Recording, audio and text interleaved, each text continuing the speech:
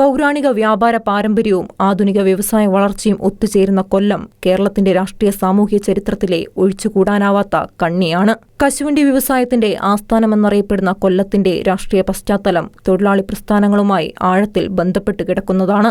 1957 കേരള സംസ്ഥാനം രൂപീകൃതമായതിനുശേഷം നടന്ന ആദ്യ നിയമസഭാ തെരഞ്ഞെടുപ്പിൽ തന്നെ കൊല്ലം മണ്ഡലം ശ്രദ്ധാകേന്ദ്രമായിരുന്നു. ആദ്യകാലങ്ങളിൽ തൊഴിലാളി വർഗ രാഷ്ട്രീയത്തിന് വളക്കൂറുള്ള മണ്ണായിരുന്ന കൊല്ലത്ത് കമ്മ്യൂണിസ്റ്റ് പാർട്ടിക്കും RSPക്കും വലിയ സ്വാധീനമുണ്ടായിരുന്നു.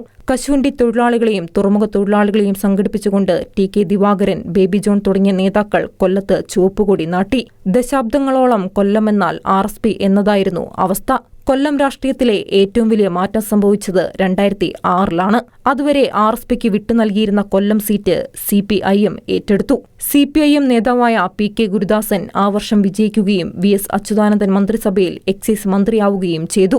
ഇതോടെ കൊല്ലം നഗരം CPIMന്റെ നേരിട്ടുള്ള സ്വാധീനത്തിലായി. 2014 RSP ഇടതുമുന്നണി വിട്ട് UDFിലേക്ക് പോയി. എന്നാൽ RSPയുടെ അടിത്തട്ടിലുള്ള ഒരു വലിയ വിഭാഗം പ്രവർത്തകരും അനുഭാവികളും ഇടതുപക്ഷത്തിനൊപ്പം ഉറച്ചുനിന്നു.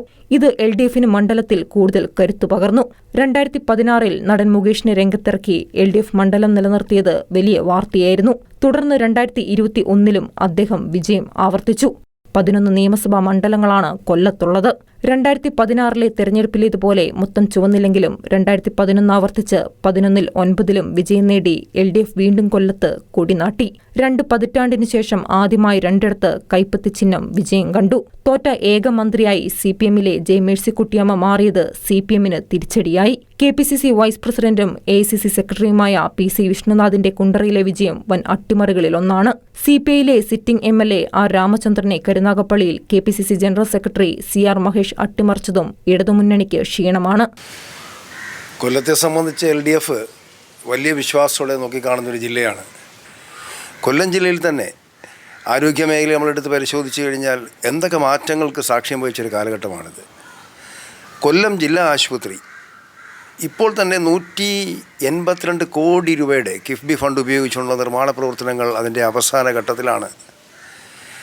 കേവലം 9 ഡിസിപ്ലിൻ ഉണ്ടായിരുന്ന ആശുപത്രിയിൽ ഇപ്പം 19 ഡിസിപ്ലിനാണ്. ഒരു സൂപ്പർ സ്പെഷ്യാലിറ്റി ആശുപത്രിയിൽ എന്തൊക്കെ ലഭ്യമാണോ ഏകദേശം അതെല്ലാം തന്നെ കൊല്ലം ജില്ലാ ആശുപത്രിയിൽ നിന്ന് ലഭ്യമാണ്. 3 യൂണിറ്റുകളിലായിട്ട് 78 പേർക്കാണ് ഒരു ദിവസം ഡയാലിസിസ് നടത്തുന്നത്. കാത്ത് ലാബ് സംവിധാനം, 2 കാർഡിയോളജിസ്റ്റുമാരുടെ സേവനം, സ്ട്രോക്ക് സെൻറ്റർ, അങ്ങനെ വിവിധങ്ങളായിട്ടുള്ള ശാസ്ത്ര സാങ്കേതിക രംഗത്ത് വരുന്ന മാറ്റങ്ങൾ ആരോഗ്യമേഖലയുമായി ബന്ധപ്പെടുത്തി നോക്കുമ്പോഴത്തേക്ക് ഒരു സ്വകാര്യ മുന്തിയ ഇനം ആശുപത്രിയിൽ കാണുന്ന എല്ലാ സംവിധാനങ്ങളിലേക്കും കൊല്ലം ജില്ലാ ആശുപത്രിയിലാണ്. പിന്നെന്താ വേണ്ടത്? വിദ്യാഭ്യാസ മേഖല നമുക്ക് ഇന്ത്യക്ക് തന്നെ ലോകത്തിന് തന്നെ മാതൃകയായിരിക്കുകയാണ് ഇപ്പോഴത്തെ മാറ്റങ്ങളെക്കുറിച്ച്.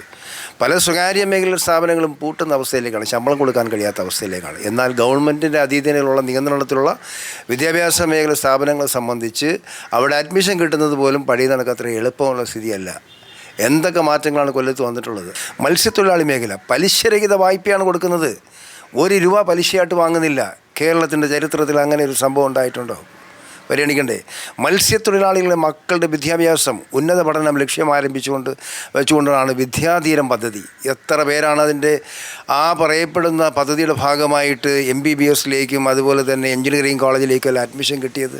1-2 പേരാണോ? ഇതെല്ലാം ഈ ഗവൺമെൻറ് സംഭാവനയാണ്. പരമ്പരാഗത മേഖല മറ്റൊരു മേഖലയാണ് കശുവണ്ടി മേഖല. വലിയ പ്രതിസന്ധി നേരിടുന്ന ഈ മേഖലയിൽ ഈ ഗവൺമെൻറ്റിൻ്റെ ഇടപെടലിൻ്റെ ഫലമായിട്ട് വലിയ ആശ്വാസമാണ് ആ മേഖല തൊഴിലെടുക്കുന്ന തൊഴിലാളികൾക്ക് ലഭിച്ചിട്ടുള്ളത്. ഈ തെരഞ്ഞെടുപ്പ് ഇടതുപക്ഷ ജനാധിപത്യ മുന്നണി കൊല്ലത്ത് കഴിഞ്ഞ വട്ടം സംഭവിച്ച ചില പാളിച്ചകൾ, വീഴ്ചകൾ അതുൾപ്പെടെ പരിഹരിച്ചുകൊണ്ട് വീണ്ടും LDF 3-ാം തവണയും അധികാരത്തിൽ വരുമെന്നുള്ള കാര്യത്തിനകത്ത് ഞങ്ങൾക്ക് ആർക്കും സംശയമില്ല. കൊല്ലം ജില്ലയുടെ രാഷ്ട്രീയ ചരിത്രത്തിൽ കേരള കോൺഗ്രസ് B വഹിക്കുന്ന പങ്ക് സമാനതകളില്ലാത്തതാണ്. ജില്ലയുടെ കിഴക്കൻ മേഖലകളിൽ, പ്രത്യേകിച്ച് കൊട്ടാരക്കര, പത്തനാപുരം ഭാഗങ്ങളിൽ ഈ പാർട്ടിക്കുള്ള സ്വാധീനം മുന്നണികളുടെ വിജയസാധ്യതകളെപ്പോലും മാറ്റിമറിക്കാൻ ശേഷിയുള്ളതാണ്. കൊട്ടാരക്കരയെ ഒരു രാഷ്ട്രീയ ശക്തി കേന്ദ്രമാക്കി മാറ്റിയത് R. ബാലകൃഷ്ണപിള്ള എന്ന നേതാവാണ്. വരാനിരിക്കുന്ന നിയമസഭാ തെരഞ്ഞെടുപ്പ് RSPക്ക് നിലനിൽപ്പിന്റെ പോരാട്ടമാണ്. കൊല്ലം ജില്ലയിൽ നിന്ന് 3 സീറ്റുകൾ ജയിക്കുക എന്നതാണ് ഇത്തവണ RSPയുടെ ലക്ഷ്യം. കൊല്ലമെന്നാൽ RSP, അങ്ങനെയൊരു കാലമുണ്ടായിരുന്നു. ബേബി ജോണിന്റെയും കെ ബാലകൃഷ്ണന്റെയും എൻ ശ്രീകണ്ഠൻ നായരുടെയും കെ പങ്കജാഷിന്റെയും നേതൃത്വത്തിൽ RSP കൊല്ലത്താകെ തഴച്ചു വളർന്നിരുന്ന കാലം. 1996 തെരഞ്ഞെടുപ്പിൽ കൊല്ലം ജില്ലയിൽ നിന്ന് 4 സീറ്റ് വരെ നേടി. എന്നാൽ 2021 RSP കോട്ടയായ ചവറയിലടക്കം മത്സരിച്ച എല്ലാ സീറ്റിലും RSP തോറ്റു. 2024 ലോക്സഭാ തെരഞ്ഞെടുപ്പിൽ NK പ്രേമചന്ദ്രൻ നേടിയ മിന്നും വിജയം UDFന് നൽകുന്ന ആത്മവിശ്വാസം ചെറുതല്ല. നമുക്ക് ഈ കഴിഞ്ഞ തദ്ദേശ സ്വയംഭരണ സ്ഥാപനങ്ങളുടെ തെരഞ്ഞെടുപ്പ് റിസൾട്ട് തന്നെ പരിശോധിച്ചാൽ നമുക്കറിയാം, 30 വർഷത്തിന് ശേഷം കൊല്ലം കോർപ്പറേഷൻ ഐക്യജനാധിപത്യ മുന്നണിയുടെ കൈപ്പിടിയിലെത്തിയിരിക്കുകയാണ്. അത് കഴിഞ്ഞ 30 വർഷക്കാലം കൊണ്ട് ഈ കൊല്ലം നഗരത്തിൽ ഇടതുപക്ഷ ജനാധിപത്യ മുന്നണിയുടെ ഭരണത്തിൽ നടന്ന കെടുകാര്യസ്ഥത, അഴിമതി, സ്വജനപക്ഷപാതം, വികസനമില്ലായ്മ, ഇത്തരം കാര്യങ്ങളെല്ലാം കൊണ്ട് ജനം വിലയിരുത്തി, ജനം അതിനെതിരായിട്ട്, കോർപ്പറേഷൻ ഭരണത്തിനെതിരായിട്ട്, LDFനെതിരായിട്ട് വോട്ട് ചെയ്തതിൻ്റെ ഫലമായിട്ടാണ് കൊല്ലം കോർപ്പറേഷൻ ഐക്യജനാധിപത്യ മുന്നണിയുടെ കൈകളിൽ എത്തിച്ചേർന്നത്. തന്നെ കൊല്ലം ജില്ലയിൽ ഇപ്പോൾ പരവൂർ താലൂക്ക് ആശുപത്രി, ശാസ്താംകോട്ട താലൂക്ക് ആശുപത്രി, കൊട്ടാരക്കര താലൂക്ക് ആശുപത്രി, ഇത്തരം ആശുപത്രികളെല്ലാം തകർന്ന് നശിച്ച് മനുഷ്യൻ കയറാൻ ആവശ്യ സർവീസിന് കയറാൻ പറ്റാത്ത സാഹചര്യത്തിലേക്ക്, ദയനീയമായ സാഹചര്യത്തിലാണ് ഇവിടുത്തെ ഭരണക്കാർ കൊണ്ടെത്തിച്ചിരിക്കുന്നത്. അങ്ങനെയെല്ലാം ഞാൻ സമയക്കുറവ് കൊണ്ട് ഞാൻ എല്ലാം പറയുന്നില്ല. അതുപോലെ നമുക്കറിയാം, ഈ തീരദേശ മേഖലയെ തൊട്ടുണർത്തുന്ന മത്സ്യമേഖല പൂർണ്ണമായിട്ടും അവർക്ക് എന്തിനു പറയുന്ന പ്രഥമമായി ചെയ്യേണ്ടുന്ന ഈ ഡീസലിൻ്റെയും പെട്രോളിൻ്റെയും വില തന്നെ വർദ്ധിപ്പിച്ച്, അവർക്ക് മണ്ണെണ്ണയുടെ വില 10 മടങ്ങ് വർദ്ധിപ്പിച്ച്, അവർക്ക് മത്സ്യബന്ധന ബോട്ടിൽ ഉപയോഗിക്കാനുള്ള ഡീസലും മണ്ണെണ്ണയും വാങ്ങുവാൻ പറ്റാത്ത സാഹചര്യത്തിൽ വളരെ വലിയ നഷ്ടമാണ് ബോട്ടുടമകൾക്കുണ്ടായിരിക്കുന്നത്. അതുമൂലം തൊഴിലാളികൾക്ക് തൊഴിൽ നഷ്ടപ്പെടുന്നത്.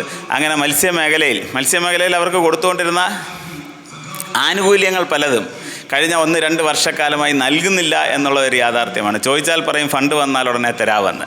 കേരളത്തിലെ എല്ലാ ക്ഷേമനിധി ബോർഡുകളുടെയും ഫണ്ട് ഈ സർക്കാർ എടുത്ത് വകമാറ്റി ചെലവഴിച്ചിരിക്കുകയാണ്. കെട്ടിട നിർമ്മാണ തൊഴിലാളികൾക്ക് കഴിഞ്ഞ 22 മാസമായി പെൻഷൻ നൽകിയിട്ട്. അങ്ങനെ നിരവധിയായ പ്രശ്നങ്ങൾ. അതുപോലെ തന്നെ കശുവണ്ടി മേഖല, കൊല്ലം ഈ പറഞ്ഞ കണക്ക് ഇന്ത്യയിലെ തന്നെ കശുവണ്ടിയുടെ തലസ്ഥാനം ഈ കൊല്ലം ജില്ലയാണ്. ഇവിടുത്തെ കശുവണ്ടി മേഖലയിൽ ഇന്നിപ്പോൾ സ്വകാര്യ മുതലാളിമാർക്കുള്ള ചുരുക്കം ചില കശുവണ്ടി ഫാക്ടറികൾ ഒഴിച്ച് ഒരു കശുവണ്ടി ഫാക്ടറിയും കൊല്ലം ജില്ലയിൽ പ്രവർത്തിക്കുന്നില്ല. അതുപോലെ തന്നെ വികസനമെന്നും പറഞ്ഞ് ഇവർ ചെയ്യുന്നത്, കൊല്ലത്ത് നിങ്ങൾ പോയി നോക്കിയാൽ അറിയാം, ഒരു ലിങ്ക് റോഡിന് KSRTC സ്റ്റാൻഡിൽ നിന്ന് ആരംഭിക്കുന്ന ഒരു ലിങ്ക് റോഡ് പാലമുണ്ട്. ആ പാലം ചെന്ന് കായലിലാണ് അവസാനിക്കുന്നത്. അത് എവിടെ കൊണ്ട് കൂട്ടിമുട്ടിക്കണം എന്നറിയാൻ വയ്യാതെ മനുഷ്യൻ ഒരു ആത്മഹത്യാ മുനമ്പായിട്ട് അത് മാറിയിരിക്കുന്നു. അതുപോലെ തന്നെ പെരുമണിൽ 2 കരയിൽ നിന്ന് പാലം പണിഞ്ഞു തുടങ്ങിയിട്ടുണ്ട്. ഇപ്പോൾ രണ്ട് മുഖത്തോടെ കൂട്ടിമുട്ടാനാകാത്ത നിലയിൽ വന്ന് നിൽക്കുകയാണ് ഒരു പാലം. അങ്ങനെ നിരവധിയായ പ്രശ്നങ്ങൾ. സമസ്ത മേഖലയിലും പരാജയമാണ് LDF ഗവൺമെൻറ്. അതിൻ്റെ ഫലമാണ്, അതിൻ്റെ ജനങ്ങളുടെ വിലയിരുത്തലാണ് ആദ്യഘട്ടം സെമി ഫൈനൽ എന്നുള്ള നിലയിൽ പഞ്ചായത്ത് കോർപ്പറേഷൻ തെരഞ്ഞെടുപ്പിൽ UDFനുണ്ടായ മിന്നുന്ന വിജയം. ഈ വിജയത്തിൽ 10 മടങ്ങ് വിജയം ഈ വരുന്ന അസംബ്ലി തെരഞ്ഞെടുപ്പിലും കൊല്ലം ജില്ലയിലുണ്ടാകും എന്നുള്ള കാര്യത്തിൽ യാതൊരു സംശയവും വേണ്ട. കഴിഞ്ഞ കുറച്ച് തെരഞ്ഞെടുപ്പുകളായി കൊല്ലത്ത് BJPയുടെ വോട്ട് വിഹിതത്തിലും വലിയ വർധനവുണ്ടായിട്ടുണ്ട്. തീരദേശത്തും നഗരമേഖലകളിലും സ്വാധീനം ഉറപ്പിക്കാനാണ് BJP ശ്രമിക്കുന്നത്.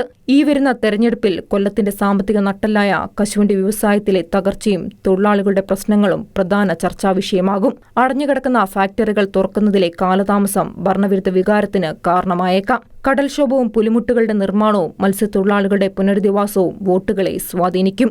News desk Shekinah news.